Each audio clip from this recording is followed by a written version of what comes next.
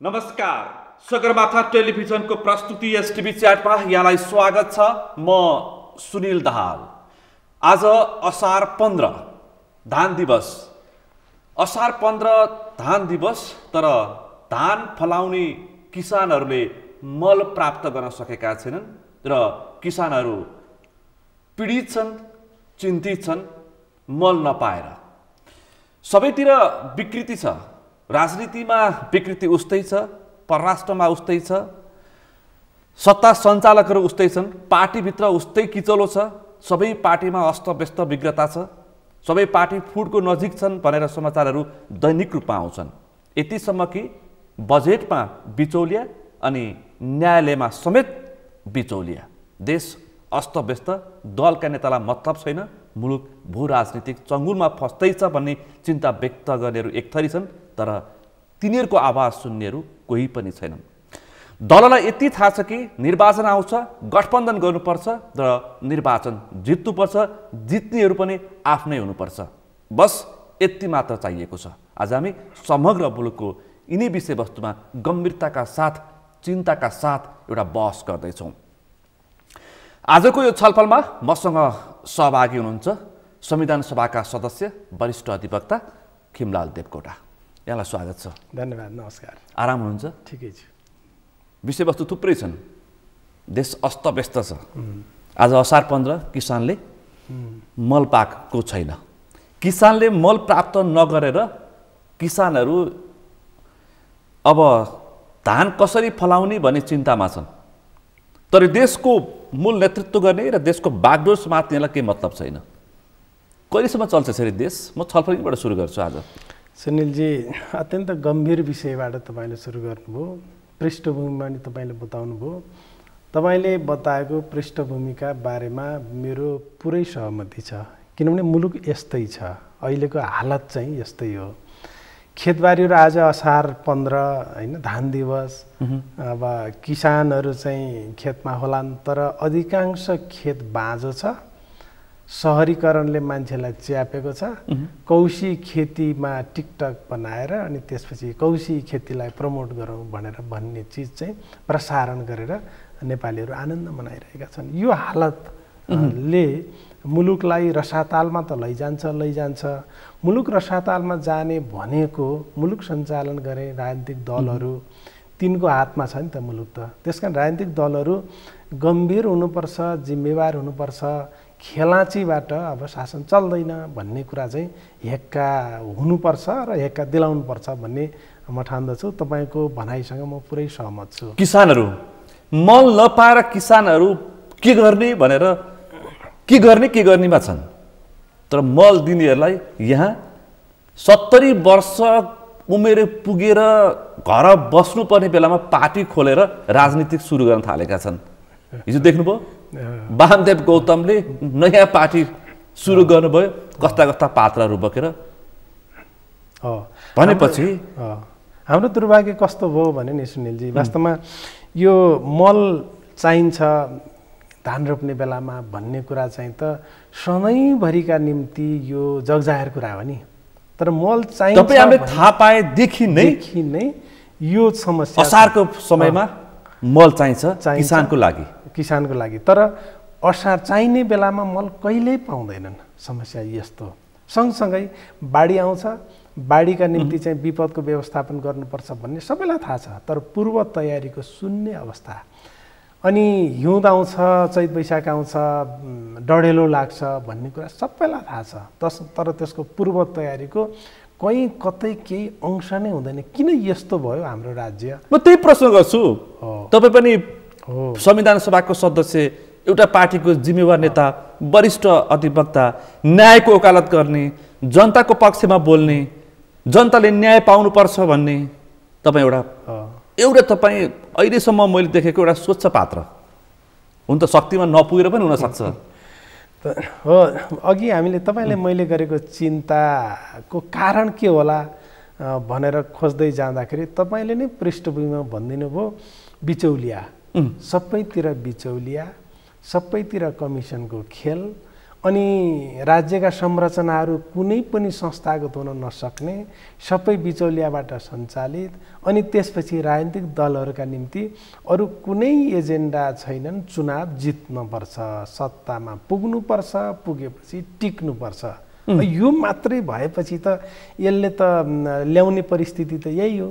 त्यसकारण यो परिस्थितिलाई उल्ट्याउनका निम्ति म फेरि सधैँ आशावादी हुने मान्छे हुँ। यो परिस्थितिको आकलन गर्न तपाईँ र म टेलिभिजनमा बसेर गर्न सकिराखेका छौँ भनेपछि त यो परिस्थितिको डायग्नोसिस गर्ने कुरामा त कुनै समस्या रहेन।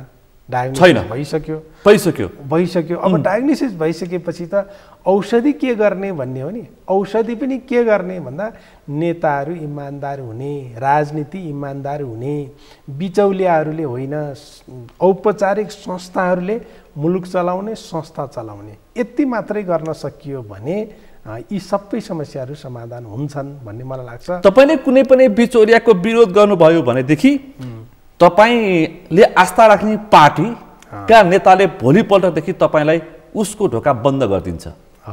किनकि अब खिमलाल देवकोटासँग अब यात्रा गर्नु हुँदैन। तपाईँप्रति उसले अविश्वास गर्छ, किनकि लेनादेनामा मिल्दैन कुरो। लेनादेनामा मिल्दैन। मैले हिजो एउटा आर्टिकल लेखेँ, मैले पढेँ, बरालिएको बजेट बहस 12 बुँदा लेखेँ। धेरै मान्छेहरूले के भने ओहो अब तपाईँलाई त खतरा भयो भने। अनि मैले भने बाबा म यो खतरा त मैले त्यही प्रसङ्ग उठाएँ कि तपाईँ एउटा पार्टी माओवादी केन्द्रमा आस्था राख्नुहुन्छ, त्यही पार्टीको अर्थमन्त्रीले बजेट ल्याउनु भएको छ, तपाईँले अत्यन्तै खरो तरिकाले टिप्पणी गर्नुभएको छ, बजेटमा सेटिङ भयो भनेर चर्चा छ, राति 12 बजे कुछिरो भनेर मानिसहरूलाई संशय छ। यस्तो बेलामा तपाईँले 12 वटा बजेटमाथि तपाईँले खरो टिप्पणी गर्नुभयो। यो समस्या के रहेछ भने अब मैले अझै जोडी तपाईँलाई खुमलटारतिर समस्या पर्छ कि भन्ने मेरो आशय हो। मलाई चाहिँ म मेरा निम्ति हात थाप्नका निम्ति म कुनै नेताहरूको ढोका चारेका छैन, चार्ने पनि छैन। म सार्वजनिक रूपमा म यो घोषणा पनि गर्छु, मैले यो राजनीतिमा लागेको, यो विचार अवलम्बन गरेको यो मुलुकलाई र यो समाजलाई रूपान्तरण गर्नका निम्ति लागेका हुँ। त्यसो भएको हुनाले मैले अहिलेसम्म मलाई जे मेरो योग्यता, क्षमता, स्थान मलाई प्राप्त छ, तपाईँले नै यो टेलिभिजनमा बोलाउनु भयो, यो जे स्थान प्राप्त छ मैले यो समाजलाई दिएको योगदान र समाजले म प्रति गरेको मायाका कारणले हो। अझै पनि यो क्षमता र योगदान मेरो निजी होइन, यो समाजको हो भनेपछि यो समाजलाई रूपान्तरण गर्नका निम्ति मैले पार्टीमा म स्वाभाविक रूपमा एउटा पार्टीको केन्द्रीय सदस्य छु। खुमलटारमा मेरो अध्यक्ष बस्नुहुन्छ। अध्यक्षलाई त्यहाँ जाने कुरा म केही दिन जाने हो, अध्यक्षसँग म माग्न र हात थाप्न जाने होइन भनेपछि मेरो निम्ति ढोका बन्द हुन्छ भन्ने कुरा मैले कल्पना गरे होइन, कल्पना गरेको पनि छैन।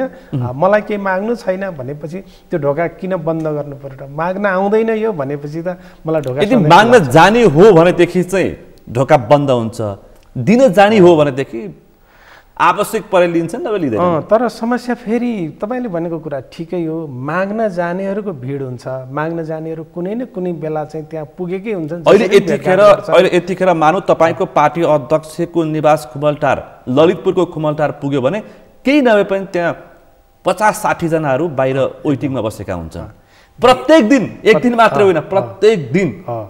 केको लागि हो? हरेक मान्छे मैले गर्ने गर्छु, मेरै स्तरसम्म पनि भेटघाट 90% समय भेटघाटमा जान्छ। त्यो 90% भेटघाट गर्नेहरू मध्ये 90%ले आफ्नो माग्नका निम्ति जान्छन्। 90% माग्नका लागि मात्र माग्नका निम्ति जान्छन्। 10% मान्छे केही दिनका निम्ति, केही आइडिया, यो बिग्रियो, यो बर्बाद भयो, यसो गरे हुन्थ्यो कि भन्ने आइडिया दिन जान्छन्। तर त्यो आइडिया दिन जाने मान्छे को हुन् र माग्न आउने मान्छे को हुन् भन्ने कुरा चाहिँ छुट्याउन कठिन छ। नेतृत्वले छुट्याउन सक्दैन र छुट्याउन चाहँदैनन्। जो मान्छे त्यहाँ जाने हो ती सबै माग्न आउने मान्छे हुन् भने एउटै डालोमा हालिदिएको कारणले गर्दाखेरि अहिले हरेक पार्टीका हेडक्वार्टरहरू माग्नेहरूको भिड छ। नेतृत्वलाई घेराबन्दी, नेतृत्वलाई टेन्सन पनि छ। कोही मान्छे अगाडि देख्यो भने अब के माग्न आयो, यसलाई के दिने होला, के दिन सकिएला, अब कहीँ चाहिँ के माग्न, कहीँ के खाली भयो, म योग्य छु, मलाई यो चाहियो भन्न। दिन जाने पनि दुई थरी छन् रे। एउटा दिन जाने यस्तो अर्को चाहिँ दिन जाने सुझाव एउटा दिन जानेलाई चाहिँ माया गर्छन् तपाईँ जस्तो चाहिँ सुझाव दिन जानेलाई चाहिँ माया गर्दैन नेतृत्वले यो कति यथार्थ कति तथ्यपूर्ण कति व्यवहारिक हो तर मेरै हकमा चाहिँ मलाई तपाईले आज छलफलमा दृष्टान्त मात्र पेश गरेर छलफल प्रारम्भ गरेको मैले ठीक हो मलाई मात्रै पनि त्यति धेरै गर्न जरुरी छैन मलाई के लाग्ने हो भने मलाई यति विश्वास छ नेतृत्वले मलाई चाहिँ हैन तपाईँ किन आउनु भएन तपाईँ आउनुपर्छ तपाईले टेलिफोन गर्नुहोस् भनेर पनि भन्ने गर्नुहुन्छ त्यसो भएको हुनाले मेरै हकमा चाहिँ यो केही दिन आउने भनौँ न यो तपाईँले सङ्केत गरेको दिन आउने मान्छे त हुँदै होइन केही विचार आइडियाहरू यो समस्या परेको बेला समाधानका सूत्रहरू दिने मान्छे चाहिँ पक्कै हुँ जस्तो लाग्छ त्यस्तो बेलामा चाहिँ होइन तपाईँ लामो समय हराउनु भयो किन आउनु भएन भन्ने कुरा चाहिँ हुन्छ त्यो अपवादको कुरा भए तर तपाईँले भनेको कुरा आम प्रवृत्तिको कुरा के हो भने त्यहाँ मान्छेको भिड हुन्छ घेराबन्दी हुन्छ हरेक पार्टीको नेतृत्व घेराबन्दीमा छ त्यो घेराबन्दी चाहिँ सही चाहिँ मान्छेहरूको घेरामा छैन त्यसकारण नेतृत्व दुईटा कारणले एउटा ठिक समयमा ठिक डिसिजन गर्न नसक्ने अवस्थामा पुगेको छ है अकर्मण्य ठिक समयमा ठिक निर्णय गर्न नसक्ने अवस्थामा पुगेको छ यही कारणले अकर्मण्यमा पर्छ किनभने गलत मान्छेको घेराबन्दीबाट त सही निर्णय हुँदैन नि त्यो त नेतृत्वको कमजोरी हो नि जानेहरूको होइन नि जाने त जत्तिकै नै अवसरको लागि केही पाइन्छ कि भनेर पुग्नेहरू नै त्यहाँ स्वार्थले भेट्नेहरू र सामाजिक सञ्जालमा फोटो राख्नेहरू नै बढी पुग्छन् त तिनीहरू त निहित स्वार्थले पुग्छन् त्यो त नेतृत्वले छुट्याउन सक्नु पर्यो नि त नेतृत्वले त्यसकारण नेतृत्व भनेको हो त्यसकारण नेतृत्व भनेको हो ठिक कुरा ठिक मान्छे ठिक बेला ठिक निर्णय गर्न सक्नुपर्छ तब मात्रै नेतृत्व हुन्छ त्यसकारण त तपाईँले प्रचण्डलाई नेतृत्व मानेको त हो एक्ज्याक्टली उहाँ ठिक समयमा ठिक नेतृत्व गर्न सक्नुभयो त्यसकारण नेता हुनुभयो तर उहाँका पनि सर्वगुण सम्पन्न उहाँ पनि होइन उहाँका पनि कमजोरी छन् यसकारण कमजोरी छन् हामी चर्चा गरिरहेका छौँ गलत मान्छेहरूको घेराबन्दीबाट उहाँ पनि मुक्त हुन सक्नु भएको छैन त्यसकारण गलत व्यक्तिहरूको घेराबन्दीबाट उहाँ पनि मुक्त हुन सक्नु भएको छैन त्यसकारण बेला बेलामा उहाँ अकर्मण्यमा फस्नुहुन्छ ठिक समयमा ठिक निर्णय गर्नका निम्ति उहाँलाई कर परिराख्या हुँदैन त्यो कुरा चाहिँ साँचो हो अब सुरु गरौँ तपाईँ एउटा अनुभव प्राप्त लामो न्यायमा वकालत गरेको व्यक्ति वरिष्ठ अधिवक्ता अब सर्वोच्च अदालतमा जिल्लादेखि सर्वोच्चसम्म पनि बिचौलियाहरू कम्बर कसेर बसेका रहेछन् सुन्नुभयो अस्तिको अडियो सुन्दै कस्तो लाजमर्दो थियो सुने त्यो मैले धेरै लामो समय त होइन विश्वनाथजी प्रधान न्यायाधीश भएको बेलादेखि मैले चाहिँ नियमित वकालत गर्न थालेँ नियमित वकालत गर्न यद्यपि अगाडि पनि गर्थेँ तर नियमित वकालत गर्न थालेको त्यति बेला सर्वोच्च अदालत जाँदा अथवा कुनै पनि अदालत जाँदा त्यहाँ चाहिँ अन्याय हुन्छ भन्ने त लाग्दैन थियो त्यहाँ जाने बित्तिकै यहाँ चाहिँ न्याय हुन्छ दायाँ बायाँ हुँदैन यहाँ घुस हुँदैन यहाँ चाहिँ तलमाथि हुँदैन बेइमानी हुँदैन भन्ने त्यस्तो विश्वास प्राप्त हुन्थ्यो लामो समयसम्म इभन जनयुद्धका बेलामा समेत पनि मैले वकालत गरेँ लामो समय वकालत गरेँ त्यो बेला पनि राज्यले आतङ्ककारी भनेका मान्छेहरूलाई पनि इन्साफको आधारमा संविधान र कानुनका आधारमा जेलमुक्त गर्ने काम पनि त्यही न्यायालयले गर्यो इभन तपाईँको चाहिँ शाही आयोगलाई खारेज गर्ने काम पनि त्यही सर्वोच्च अदालतले गर्यो मिडियाहरूमाथि लागेको प्रतिबन्ध रोकलाई पनि चाहिँ यो अवैध हो भनेर भन्यो यस्तो भन्न सक्ने जुडिसियरी हो हाम्रो होइन थियो हो यस्तो जुडिसियरी थियो तर अहिले म अचम्म मान्दछु अहिले त्यो अडियो प्रकरण पछि अडियो प्रकरणमा आएका कुराले त यति धेरै कुरा उजागर गर्छ नि तपाईँको मुद्दाको फैसला चाहिँ न्यायाधीशले गर्दैन न्यायाधीश नामबाट तोकिएका मान्छेले सिधा भनौँ न सेटिङ र बिचौलियाले गर्छन् एकदम बिचौलियाले सिधा सेटिङ मुद्दा फैसला गर्न न्यायाधीशको सरुवा त्यो पनि बिचौलिया कति शक्तिशाली सर्वोच्च अदालतको प्रधान न्यायाधीशको चाहिँ अधिकार अख्तियारी प्रयोग गर्दै बिचौलियाले यो जिल्लामा फलानु मुद्दा पर्यो, यो फैसला गर्नु पर्यो, यसरी फैसला गर्नु पर्यो, यसरी गर, उसरी गर, त्यसरी गर, त्यसरी गर, त्यसरी गर, त्यसै तल दाम आउँछ। दाम आउँछ। त्यसपछि तिमीले गरेको तिमीलाई केही हुँदैन, तिम्रो संरक्षण म गर्छु। तिम्रो आदेश चाहिँ माथिल्लो अदालतबाट सर्वोच्चसम्मबाट सदर गराएर ल्याउँछु, यो ग्यारेन्टी मेरो भयो भन्न सक्ने यो हालतमा चाहिँ हाम्रो जुडिसियरी पुगेछ, जसका निम्ति प्रधान न्यायाधीश बहालवाला प्रधान न्यायाधीशको नाम आउँछ, चर्चा आउँछ, बहालवाला महाधिवक्ताको चाहिँ तानिन्छ विषयवस्तु। नेपाल बारका जिम्मेवार पदाधिकारी त्यो अडियो काण्डमा पर्छन् भनेपछि यसले त म अदालत मात्र भन्दिनँ, बार हेर्नुहोस् न, बारको पूर्व कोषाध्यक्ष एउटा दृष्टान्त मात्रै पेश गर्ने रुद्र पोखरेल हेर्नुहोस् त यस्तो हालतले। अनि त्यसपछि मुलुकको हामी परिकल्पना जुन जसलाई एउटा भन्छ नि प्रश्न मात्रै उठायो भने पनि उसले चाहिँ जवाफ दिनुपर्छ व्यवहारबाट, म काम छोडेँ भनेर। बेन्चमा तपाईँ बेन्चमा बसिरहनु भएको छ, तपाईँप्रति मलाई विश्वास छैन, इन्साफ पर्छ भनेर मात्रै मैले प्रश्न उठाएँ या झगडियाले प्रश्न मात्रै उठायो भने झगडियाले विश्वास नगरेको ठाउँमा इन्साफ गर्न हुँदैन भनेर ऊ चाहिँ अलग बस्ने ठाउँ हो जुडिसियरी भनेको। यति नैतिकता र इमानदारिता देखाउनु पर्ने ठाउँमा हालत आज यस्तो हालत छ भनेपछि अब यसले त के हुन त मैले यसलाई चाहिँ देखाएर अरू ठिकै हुन्छ भन्न खोजे होइन। यो त एउटा बाहिर निक्लेको अडियो, त्यस्ता अडियो र भिडियो त भित्र कति होलान्। यो त कहीँ कतै सेटिङ नमिलेर फुत्त निक्लेको एउटा विस्फोट भएको मात्रै हो, फुत्त एउटा निक्ल्यो हो। यो त ठ्याक्कै त्यही देखियो नि। यो मान्छेलाई 50 करोड धरोड माग्न चाहिँ तयार भएका न्यायाधीश 10 करोड माग्नुपर्छ भनिदिएका कारणले थुनिदिनु भयो। थुनिदिएपछि अनि त्यहाँदेखि त्यत्रो कुरा हुँदाहुँदै मलाई थुन्ने भनेपछि पावर लगाएर अनि यो अडियो बाहिर आयो। यदि नआएको भएदेखि त यस्ता गुपचुप यस्ता घटनाक्रम त कति होलान् भित्र त भनेपछि त इन्साफ त बाई चान्स मात्रै हुँदो रहेछ भन्ने हो। न्याय चाहिँ अब बाई चान्स संयोगवश मात्रै हो, अपवादमा मात्रै एउटा व्यक्तिले न्याय पाउँछ, नत्र न्याय सिधा किनबेच, जहाँ बिचौलियाको पहुँच छैन, सिधा किनबेच हुन हैसियत छैन, त्यस्ताकोमा मात्रै इन्साफ हुने रहेछ भन्ने कुरा यसले देखायो। अब यसले के देखायो? यो चित्र अब न्यायालयको पुनर्संरचनाको आवश्यक हो। लेनादेना पैसा र पद, पैसा र राजनीतिक दबदबाबाट न्यायालयलाई बाहिर ल्याउनु पर्यो। अब किनकि ती पात्रहरू पनि कहीँ कतै राजनीतिसँग जोडेका व्यक्तिहरू हुन्। एकदमै त्यसमा विवादै भएन। हामीले अन्तरिम संविधान बनाउँदा र नयाँ संविधान बनाउँदाखेरि कम्तीमा दुईटा कुरा भनेका थियौँ। एउटा अदालतको पुनर्संरचना गऱ्यौँ, त्यसलाई सङ्घीयकरण गरौँ। दोस्रो हामीले पुनर्नियुक्तिको व्यवस्था गरौँ भनेका थियौँ। तर दुईटै कुरा मानिएन। नमान्दाको परिणाम आज हेर्नुहोस् न, जिल्ला न्यायाधीशलाई प्रधान न्यायाधीशले चाहिँ सरुवा गरेर मुद्दा फैसला गर्न लगाउने काम कम्तीमा सङ्घीय भएको भएदेखि त त्यसो हुने थिएन। पुनर्नियुक्ति गरिएको भए योग्य मान्छेहरू चाहिँ नियुक्तिमा पुनर्नियुक्तिमा पर्थे, अयोग्य मान्छे यस्ता मान्छेहरू त हिजो नियुक्तिमै नपरिकन अहिले चाहिँ सडकमा बस्या हुन्थे नि।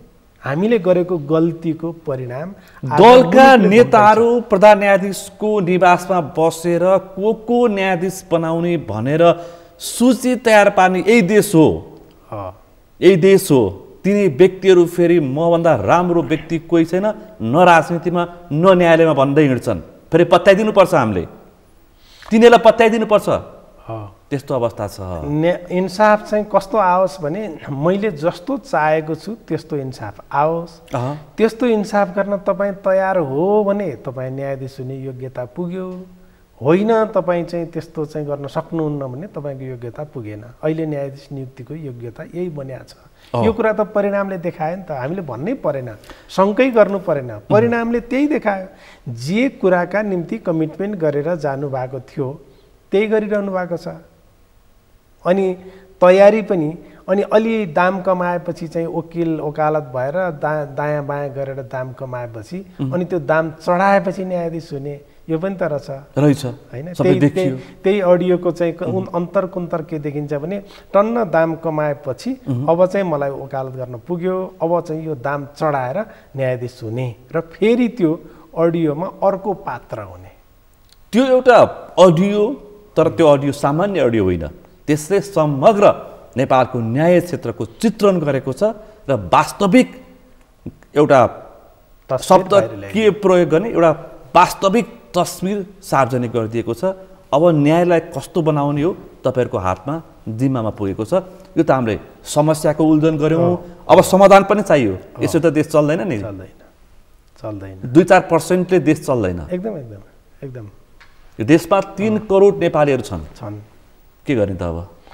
होइन, अब यसबाट पनि हामी गम्भीर हुन सकेनौँ र पाठ सिक्न सकेनौँ र राज्यका संरचनाहरूलाई पुनर्संरचना गरेर स्वच्छ बनाउन सकिनौँ भने त यो मुलुकलाई रसातालमा जानका निम्ति कसैले पनि रोक्न सक्दैन।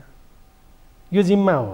फेरि त्यो जिम्मा तपाईँले ठिकै भन्नुभयो, राजनीतिक दलहरूको जिम्मामा छ। त्यो हो, मूल नेतृत्व गर्नेहरूको जिम्मामा छ। प्रधान न्यायाधीश नियुक्त गर्ने संवैधानिक परिषद, जसको अध्यक्ष प्रधानमन्त्री हुनुहुन्छ, अपोजिसन लिडर त्यसको सदस्य हुनुहुन्छ। अनि अदालतमा भएको यो बिचौलियाको यो काण्डको कुरा त जिम्मा त प्रधानमन्त्री र अपोजिसन लिडरले लिनुपर्छ।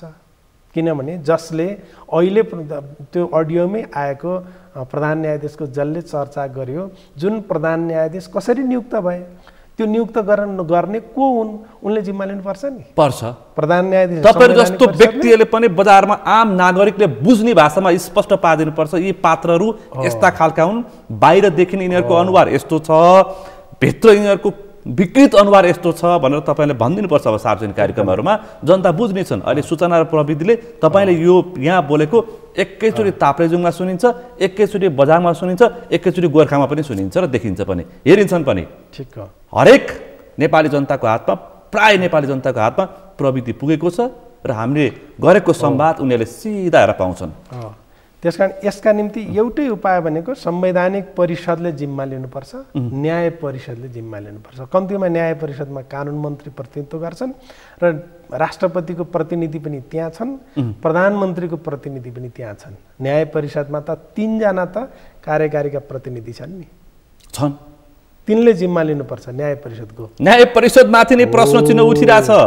हो, प्रश्न उठेको छ। अब जवाफ चाहिँ न्याय परिषद र संवैधानिक परिषदले दिनुपर्छ। एकजना न्यायाधीशले या वकिलले दिने होइन। ती न्यायाधीश र वकिलले त्यो वार्ता गर्ने हिम्मत कहाँबाट पाए? त्यही न्याय परिषदका सदस्यहरू, त्यही संवैधानिक परिषदका सदस्यबाट पाए र त्यति हिम्मत गरे र ठट्टा गरेर बोलेर न्यायमा खेलवाड गर्ने प्रयास गरे। अब तपाईँलाई म यो विषयलाई टुङ्गाएँ, तपाईँले बोल्नुहुन्छ, अपेक्षा हाम्रो छ। अब बजेटभन्दा अगाडि एकैछिन यो पार्टीहरूको पनि कुरा गरौँ। तपाईँ नेता पनि हो एउटा। अब हिजो मात्रै वामदेव गौतमले पार्टी बनाउनु भयो। पार्टीमा कस्ता पात्र छन् तपाईँले देख्नुभयो। हिजो के काका मुछेका पात्रहरू, रातो पासपोर्टमा मुछेका पात्रहरू पनि वामदेवको पार्टीको सचिव हुनुभएको छ। अनि धेरै जस्तो चाहिँ आफ्नै परिवारका सदस्यहरू पनि बनाउनु भएको छ। 70 वर्ष नाइसकेपछि अझै पनि राजनीतिको मोह नत्याग्नु र नत्यागिनुमा के छ भन्ने कुरा थाहा भइहाल्यो। पदमा पुगेपछि पैसा, पैसा भएपछि फेरि पद, यसकै वरिपरि नेपालको मूल राजनीति। अब उपेन्द्रको पार्टीमा तब तपाईँ केही समय, लामै समय नजिक भएर डाक्टर बाबुराम भट्टराईसँग काम गरेको व्यक्ति, हेर्नुहोस् त, बाबुराम जहाँ छिर्यो त्यही किचलो। उपेन्द्रलाई, अशोक राईलाई उतातिर आज भोलि पर्सि पार्टी फुट्छ भन्ने अवस्था छ। उता माझा नेपाल अध्यादेशले ल्याएको जम्मा 20% को पार्टीको हालत त्यस्तो छ। माओवादी कुरै छोडिदिउँ, उता समाजवादीले मन्त्री परिवर्तन गरे 6 महिनामा 7 महिनामा, माओवादीले लस्कर लाएर माओवादीका सांसदहरू प्रचण्डको घरमा घेराबन्दी गरेर बसेका छन्।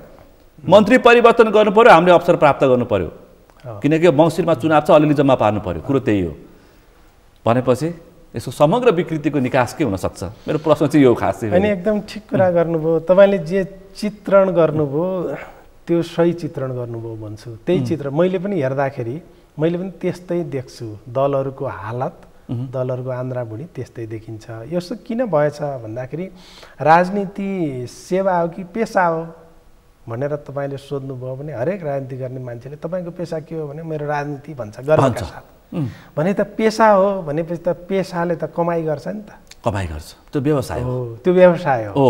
त्यो व्यवसाय कसरी मात्रै फस्टिन्छ भने पदमा गएपछि मात्रै फस्टिन्छ, नत्र भने त्यो पदमा छैन भने पदले के माग्दो रहेछ भने पदले प्रेस्टिज माग्दो रहेछ, पदले पैसा पनि कलेक्सन गर्दो रहेछ, पदले पावर पनि जम्मा गर्दो रहेछ।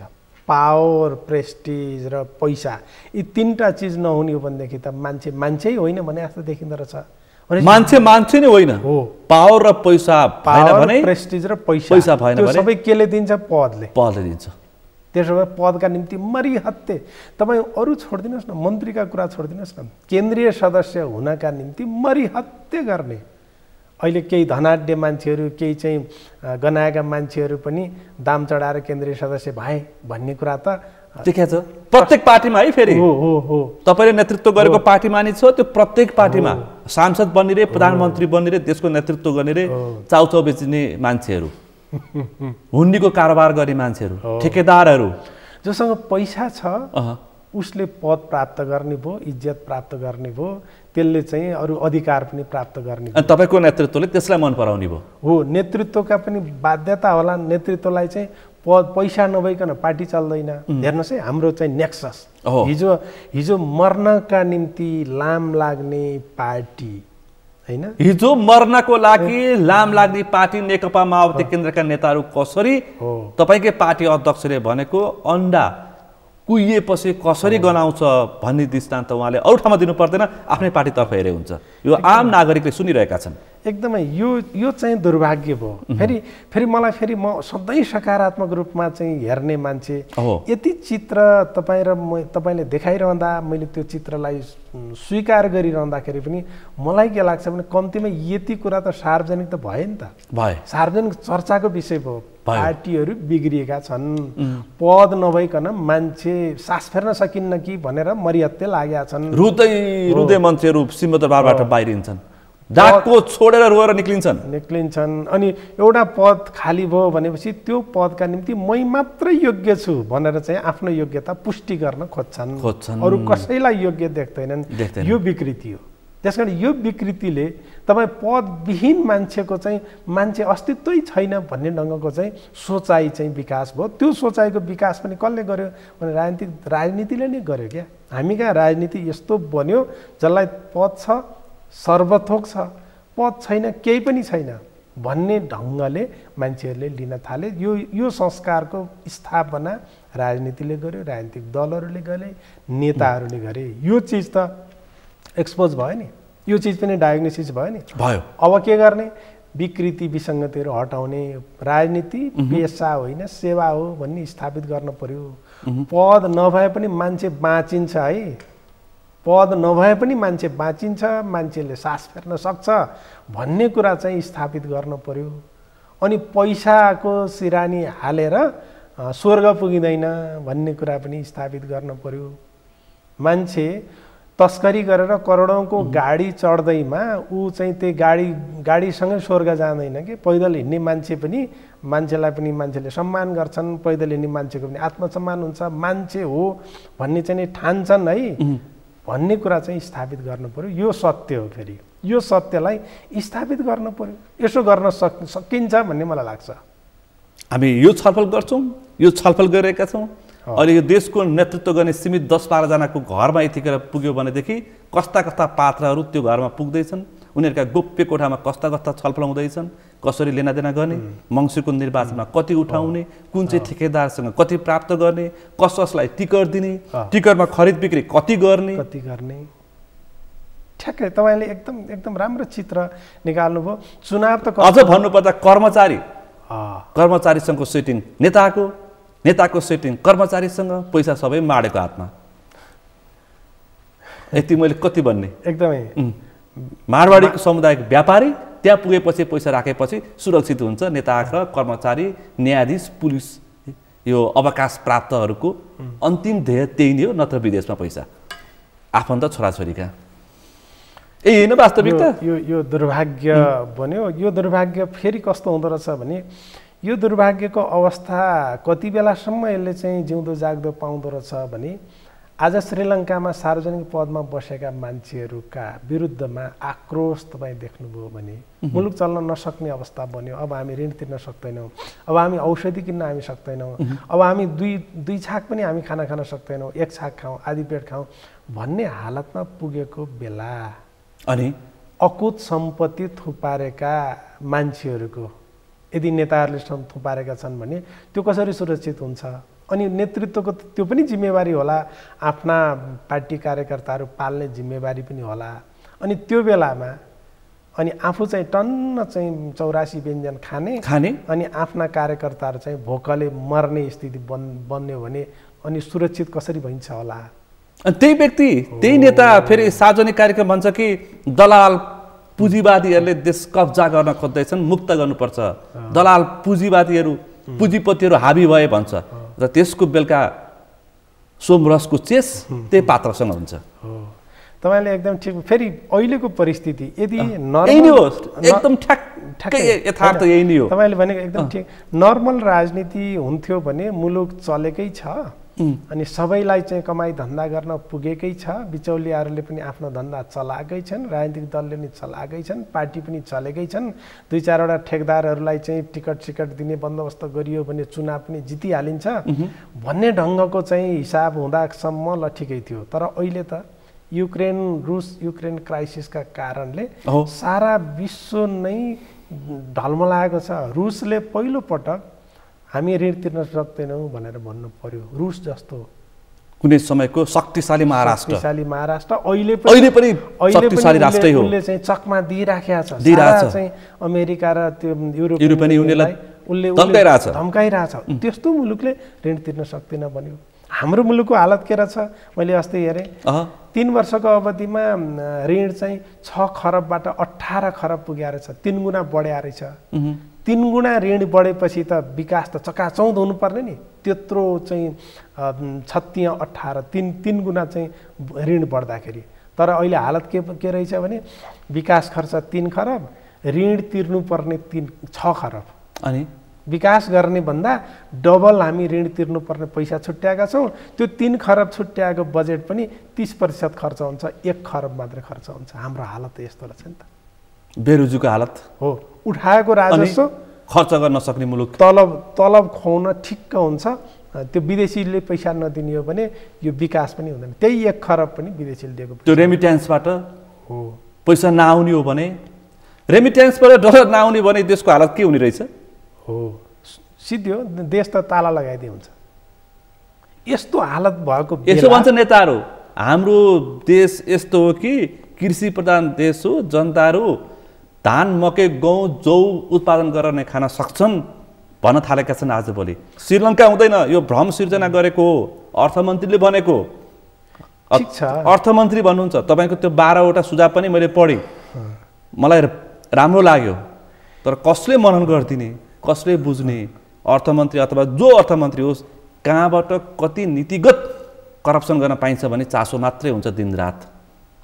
नेतृत्वमा पुग्ने भोलि राजनीतिको भविष्य भएका मान्छेहरू जो मर्न र मार्न तयार भएर देशको आमूल परिवर्तन गर्नेहरूको हालत यस्तो छ।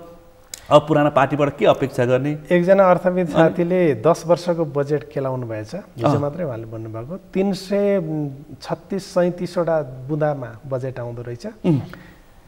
विगत 10 वर्षदेखिको 300वटा बुँदामा कुनै पनि भिन्नता छैन।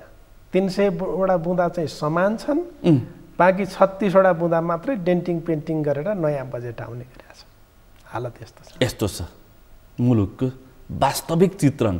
राजनीति कहाँ पुग्यो?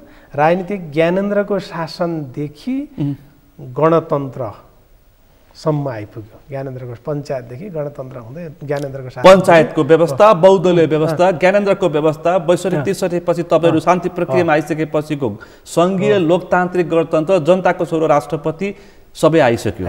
व्यवस्था परिवर्तन भयो, जनताको अवस्था कहिले परिवर्तन हुने? आइसके स्वतन्त्र उम्मेदवार, तपाईँले त्यो पनि लेख्नु भएको छ हैन? त्यो पनि मैले पढेँ। पञ्चायतले बालेन्द्र शाहदेखि हर्क साम्पाङलाई पनि मन पराउन थालिसकेका छन्। पश्चिममा गोपी हमालदेखि अब स्वतन्त्र पार्टी नै गठन गरेर रवि लामिछानेहरू पनि देखा पर्दैछन्।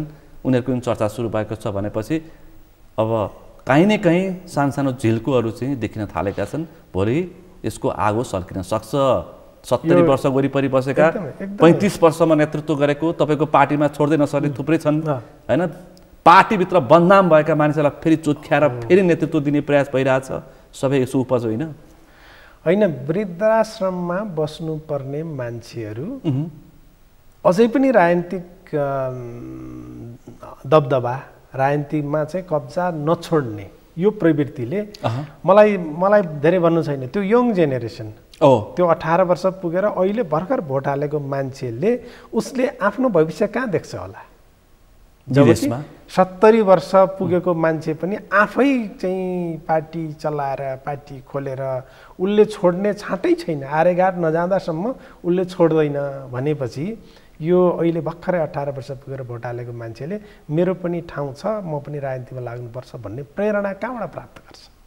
स्वतन्त्र उम्मेदवार बिस्तारै बिस्तारै अलिअलि आउँदैछ। यो ठुलो च्यालेन्ज हो, पार्टीहरूका निम्ति ठुलो च्यालेन्ज हो। स्वतन्त्र उम्मेदवारले सदियौँदेखि त्यत्रो योगदान गरेका, कुर्बानी गरेका दलहरूलाई च्यालेन्ज गरेर उनीहरूलाई चाहिँ धुलो चटाइदिने यो चान्चुने कुरा होइन। यसो भन्छन् फेरि यो काठमाडौँ अथवा पोखरा अथवा चितवन अथवा यिनी 4-5वटा सहरमा मात्र हो, गाउँ पसुन त हामी देखाइन्छौँ भन्छन् फेरि तिनै नेताका कार्यकर्ताहरू। अनि यति तपाईँले नाम लिएका सहरहरू चाहिँ उनीहरूको कब्जामा, बाँकी चाहिँ दलहरूका कब्जामा हुने हो भनेदेखि त बहुमत त त्यतै भइगयो त, भयो छोडिदिए भइगयो नि। यिनै दल भने काठमाडौँ महानगरलाई, काठमाडौँ महानगरबाट चेतावनी दिँदाखेरि समेत के भन्छन् भन्दाखेरि जिल्लातिर आउन्, कुन चाहिँ स्वतन्त्र उम्मेदवारलाई जित्छ हेरौँला, त्यहाँ त हाम्रो कब्जा छ भन्न बसेका छन् दलका लठेत कार्यकर्ताहरू।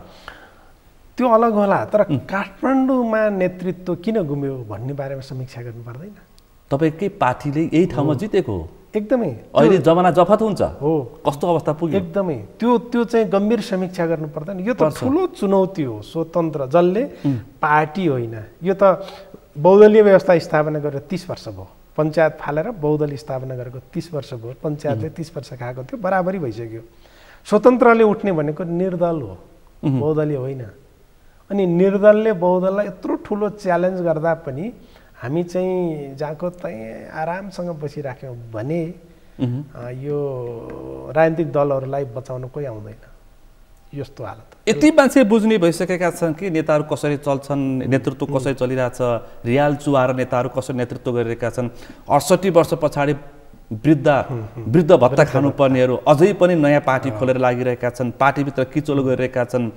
म हेर्दैछु अहिले मैले दृष्टान्त पेश गर्ने बाबुरामदेखि वामदेवसम्मको हालत त्यस्तै छ, छोड्नेवाला छैनन्।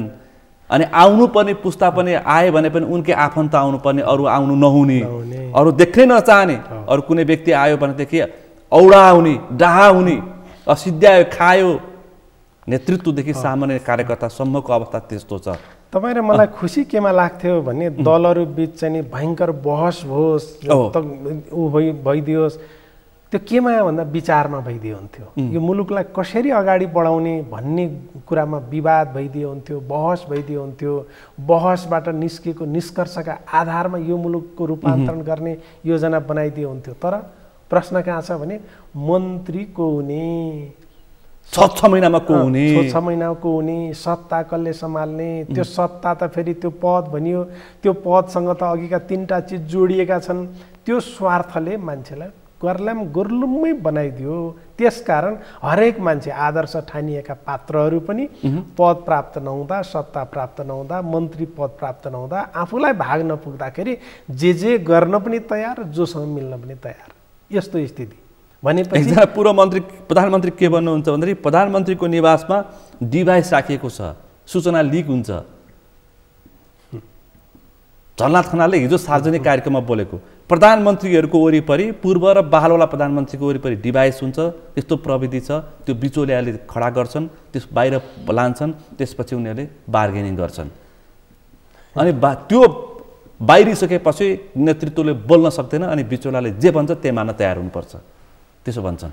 अब एउटा पार्टीको नेता, देश हाँकिसकेको व्यक्ति यस्तो अभिव्यक्ति दिइसकेपछि तथ्यपूर्णै दिएको होला, त्यो विश्वास गर्नु पर्यो। हो, त्यसो छ भने अहिले तपाईँ र म चाहिँ यो लाइभ कुराकानी गरिराखेको छौँ, प्रत्यक्ष प्रसारमा छौँ हामी। तपाईँ र मलाई केही समस्या छैन। हो। यसै गरी पारदर्शी जीवन अवलम्बन गर्ने हो भने, बैठकहरू पारदर्शी हुने हो भने, त्यो बालुवाटारमा बिचौलियाहरू होइनन्, साँच्चैका चाहिँ रियल खेलाडीहरू बसेर मुलुक कसरी अगाडि बढाउने भन्ने कुरा गर्ने हो भने त्यो सिसी क्यामेरा राखेर त्यो डिभाइस राखेर के फरक पर्छ? पर्दैन। बालेन शाहले गरिरहेछन्, हो, हर्क साम्पाङले गरिरहेछन्, गोपी हमाले गरिरहेका छन्।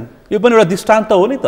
हो, सार्वजनिक ठाउँमा बालेन शाहले 2500 करोडको एउटा बजेटको नेतृत्व गर्छन्, सङ्घीय सरकारको 5वटा मन्त्रालयभन्दा बढीको नेतृत्व गर्छन्, उनले खुला गरेका छन् त।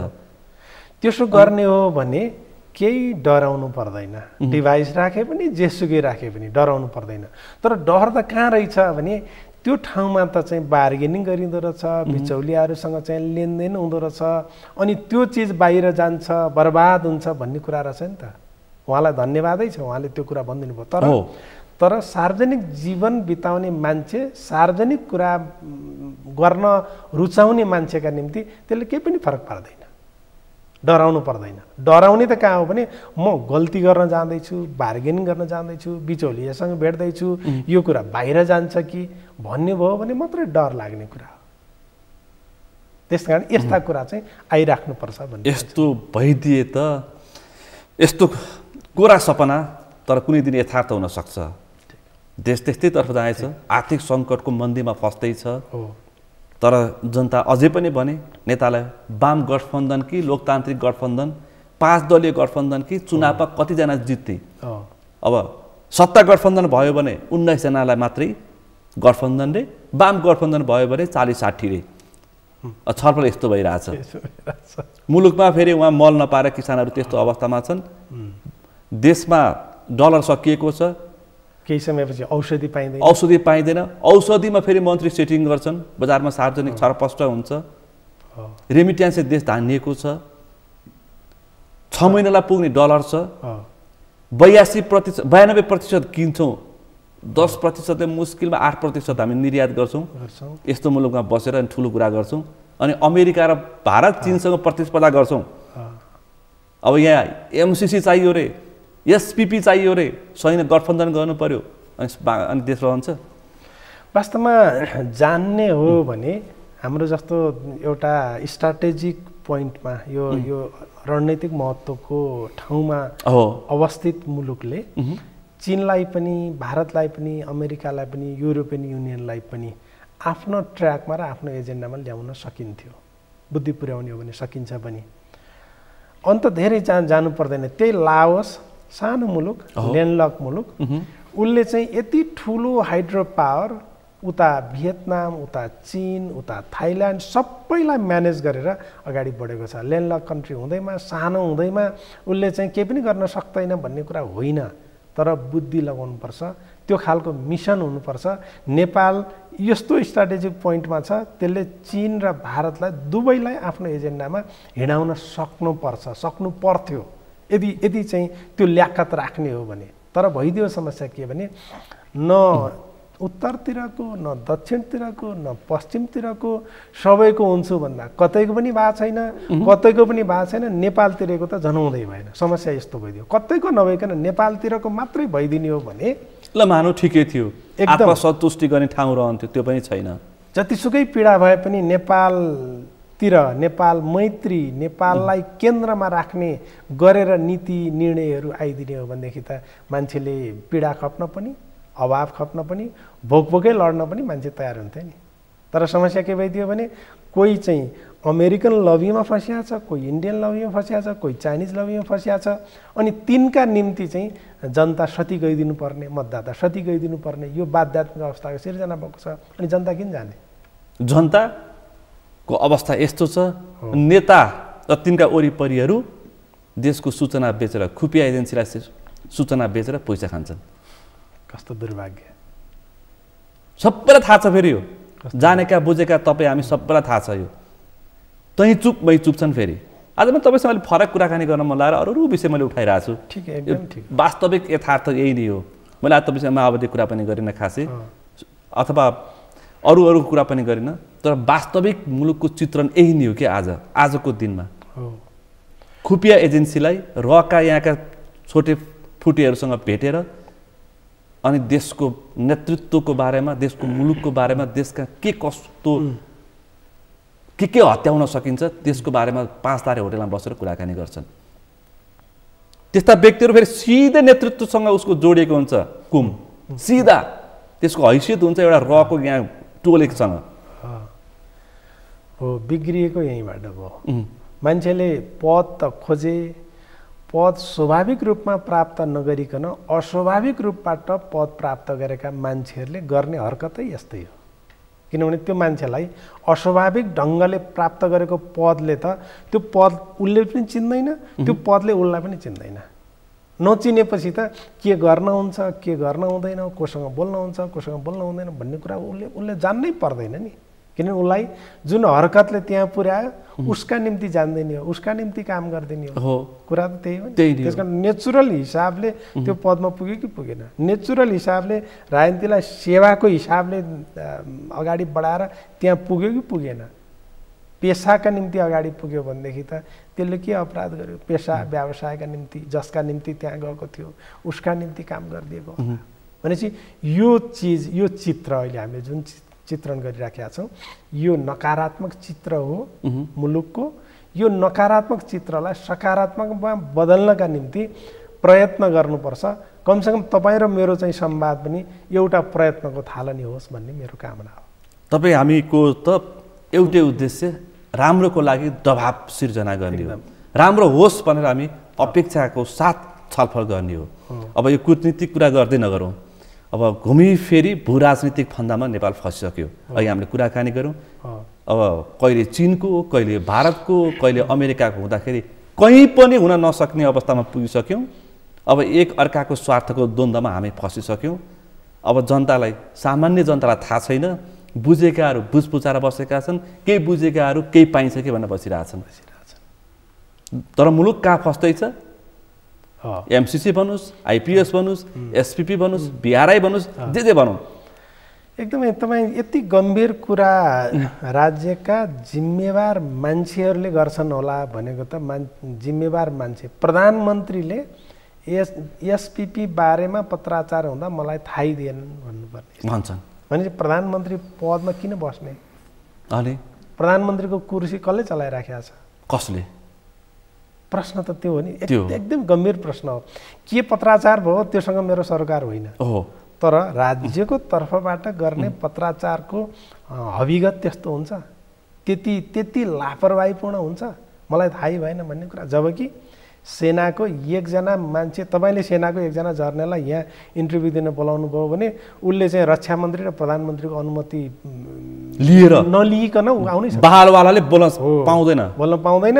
तपाईँसँग भन्छ सरी सुनिलजी मैले चाहिँ अनुमति पाइनँ, म आउन सकिनँ भन्छ। एउटा मिटिङमा जानु पर्यो, एउटा प्रवक्तासँग अन्तर्वार्ता गर्नु पर्यो भने 6 महिना कुर्नुपर्छ नेपाली सेनाको, माथिबाट अनुभव एप्रुभल लिएर अनुमति लिएर। तर एउटा त्यत्रो महत्त्वपूर्ण चिठी पत्राचार गर्ने बेलामा के अनुमति भएन होला, एप्रुभल भएन होला? अनि के त्यसै चाहिँ मलाई थाहै नदिए? यदि साँच्चै त्यसो हो भनेदेखि त एकजना जर्नलले चलाएर रहेछ नि त, एकजना सुब्बाले चलाएर रहेछ त देश त। अनि जसले पत्राचार गरेको छ उसले चलाउँदो रहेछ नि त। तपाईँ हामीले पनि आफ्नो ठाउँमा भएको बेलामा हामीले पनि पत्राचार गरिदियौँ भने मुलुकको पत्राचार हुँदो रहेछ नि त। यस्तै हो त देश, यस्तै हो। त्यसो पनि संविधान, कानुन, सिस्टम अनि देश भन्या के त? त्यस कारण यस्तो खेलाची ढङ्गले देश चल्दैन। जिम्मेवार नेताहरूले आफ्नो दायित्व, आफ्नो जिम्मा पनि लिनुपर्छ। आफ्ना पालामा भएका गल्ती कमी कमजोरीहरूको उहाँहरूले चाहिँ जिम्मा लिएर नेपाली जनतासँग माफी माग्नुपर्छ। हाम्रो पालामा हामीले शासन गर्न सकिनौँ, जानिनौँ, या अर्को नै उद्देश्यले चाहिँ शासन भइराखेको थियो भन्ने कुरा जे हो त्यो कुरा सार्वजनिक गर्नुपर्छ। देशको अस्मितामाथि निहित स्वार्थको लागि खेलवाड गर्ने पात्रहरूलाई त के गर्नु पर्थ्यो? अन्य देशमा सिस्टममा बसेको देश भए के हुन्थ्यो? त्यो त कुरा एउटा प्रधान न्यायाधीश देशको सैन्य गठबन्धनमा अथवा एउटा प्रधान सेनापति देशको सैन्य गठबन्धनमा आबद्ध हुने कि नहुने भनेर पत्र पठाउँछ।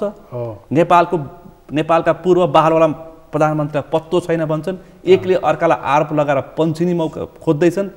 त्यहाँ भित्र चाहिँ खेल्ने फेरि तिनै छन्, तर पन्छिन्छन्। जनताले फेरि भोलि दुष्कार्छन् भनेर पन्छिन खोज्दैछन् किनकि विरोध भयो नि त भोलि मौसिरको निर्वाचन छ तलमाथि हुन सक्छ भनेर एकले अर्कालाई गाली गलोज प्रत्येक दिन हिजो पनि केपी शर्मा ओली प्रमाण पेश गर भन्दै थिए अस्ति ईश्वर पोखरेल पेश गर भन्दै थिए अस्ति शेरबहादुरका मान्छे भन्दै थिए हिजो अस्ति प्रचण्डका मान्छे भन्दैछन् पानीमाथिको ओभानो हुनका निम्ति सबैले प्रयत्न गरेका छन् तर फेरि पात्रलाई सबै थाहा छ यी पात्रलाई भित्र के भइरहेछ के भएको के कारणले भएको भन्ने कुराका बारेमा सबै यी पात्रलाई थाहा छ तर जनताको अगाडि चाहिँ पानीमाथिको ओभानो हुनका लागि चाहिँ एकले अर्कालाई आक्षेप लाएर जोगिने प्रयास गर्दैछन् अनि पत्याउनु पर्ने नेपाली जनताले यो चाहिँ दुर्भाग्य हो तर नेपाली जनताले सधैँभर यी झुटहरू नै पत्याइरहन्छन् भन्ने कुरा पनि भ्रम हो पत्याउँदा रहन्छन् नि त दलहरूले त उम्मेदवारी दिएकै हो काठमाडौँमा दलहरूलाई इन्कार गरेकै हो त यो कुरा त तथ्य हो नि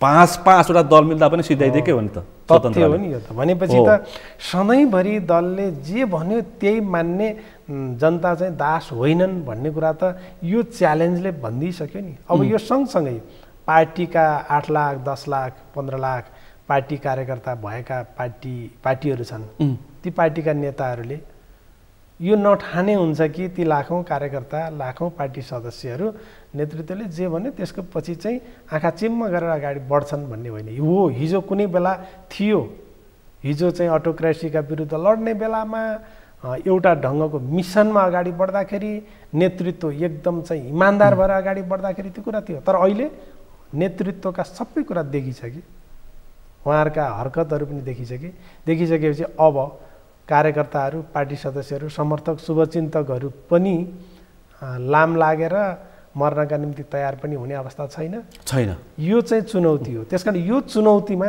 नेतृत्व कसरी गर्ने भन्ने कुरा चाहिँ नेतृत्वले सोच्नुपर्छ अब 165 स्थानमा नै स्वतन्त्र उम्मेदवारहरू दाबी प्रस्तुत गरेछन् देउबादेखि प्रचण्डदेखि ओलीसम्मका क्षेत्रमा स्वतन्त्र उम्मेदवार आइरहेछन् तिनीहरूले नजिते पनि एकले अर्कालाई हराउने क्षमता राख्छन् अनि त्यसपछि दलहरूले देख्छन् हो दलहरूले त्यो च्यालेन्जलाई स्वीकार गर्नुपर्छ स्वतन्त्र उम्मेदवारी दिने बन्दोबस्त पनि गर्न त दलहरूले नै गरेका हुन् आफैले गरेको बन्दोबस्त बमोजिम स्वतन्त्र उम्मेदवार भएर आउँछन् भने स्वागत गर्नुपर्छ र तिनलाई स्वीकार गर्नुपर्छ र तिनले दिएको च्यालेन्जलाई स्वीकार गरेर तिनलाई परास्त गरेर जनता हामीसँगै छन् है भन्ने कुरा पुष्टि गर्नुपर्छ मैले थुप्रै दृष्टान्तहरू पेश गरेर थुप्रै क्षेत्रमा प्रवेश गरेर थुप्रै क्षेत्रको विकृतिलाई एकमुष्ट तपाईँसँग राखेर छलफल गरेँ यसको निष्कर्ष चाहिँ यो मुलुकलाई निकास दिन के गर्नुपर्छ होला यो निष्कर्षबाट चाहिँ मुलुकलाई निकास दिनका निम्ति सबभन्दा पहिला त राजनीति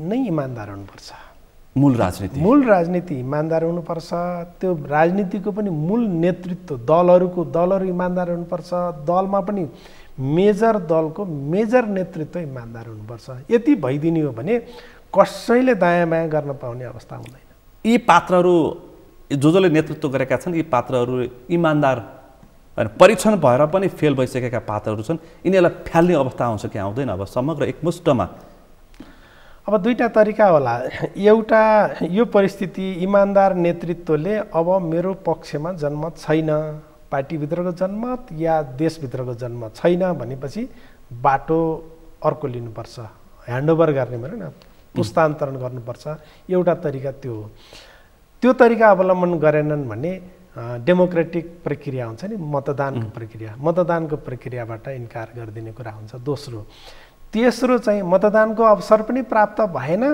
स्वत चाहिँ आफै चाहिँ हस्तान्तरण गर्ने सन्यास लिने पनि कुरा भएन भने अनि अर्को विकल्प हुन्छ अवज्ञाको विकल्प नेतृत्वले निर्णय गर्छ लागू हुँदैन किनभने त्यो निर्णय किन लागू हुँदैन भने त्यो निर्णय त नेतृत्व आफैले लागू गरेका छैन नि नेतृत्व लागू गर्दैन अनि त्यसपछि कार्यकर्ता लागू गर्न बाध्य हुन्छ हुँदैन त्यसकारण निर्णयलाई अवज्ञा गरेर पनि अनि लो यो खतम भएछ अब मैले नेतृत्व सम्हाल्न नसक्ने रहेछु भन्ने ठाउँमा पुर्याउनु पर्छ है अनि मात्रै मुलुकले सही नेतृत्व सही विचार र सही ढङ्गले समस्याको समाधान गर्ने मार्ग पहिल्याउँछ भन्ने मलाई लाग्छ हस् त आज थुप्रै विषय प्रसङ्गमा मैले छलफल गरेँ देशको यथार्थ चित्रणका बारेमा हामीले गम्भीरताका साथ जनतालाई सरल भाषाले बुझाउने प्रयास गऱ्यौँ आजको छलफलमा सहभागिता जनाइदिनु भयो र समय प्रदान गरिदिनु भएकोमा म विशेष रूपमा आभार व्यक्त गर्न चाहन्छु हस् सुनिलजी, धेरै धन्यवाद। महत्त्वपूर्ण समयमा महत्त्वपूर्ण विषयहरूमा हामीले चर्चा गर्ने र मुलुकका प्रति चिन्ता, मुलुक र जनताप्रति चिन्ता व्यक्त गर्ने